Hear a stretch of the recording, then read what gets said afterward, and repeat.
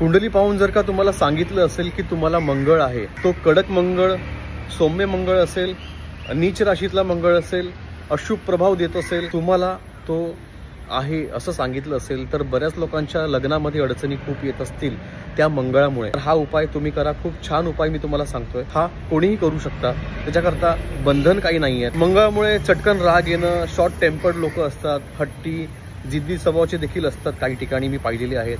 आपलंच खरं करणारे देखील असतात, परंतु हा एक दोष देखील कमी व्हावा तुम्हाला वाटतंय तर तुमचे प्रयत्न करा. तुम्ही दर मंगळवारी गणपतीला 21 दुर्वा अर्पण करायचे आहेत. एक जास्वंदीचं लाल रंगाचं फूल अर्पण करायचं आहे. लाल रंगाचे वस्त्र, कपडे जास्त प्रमाणात जे डार्क असतात, भडक असतात, ते वापरायचे नाहीयेत. ते कमी करा. लाईट रंग चालतील. त्याचप्रमाणे गणपतीचं स्तोत्र वाचायचं आहे. रोज वाचा आणि दर मंगळवारी गणपतीच्या मंदिरात जाणे, दर्शन घेणं, दर्शन घेऊन नमस्कार करणं आणि आपल्या कामाला लागणं. पहा तुम्हाला काय फरक जाणवतोय. नक्कीच अनुभव सांगा.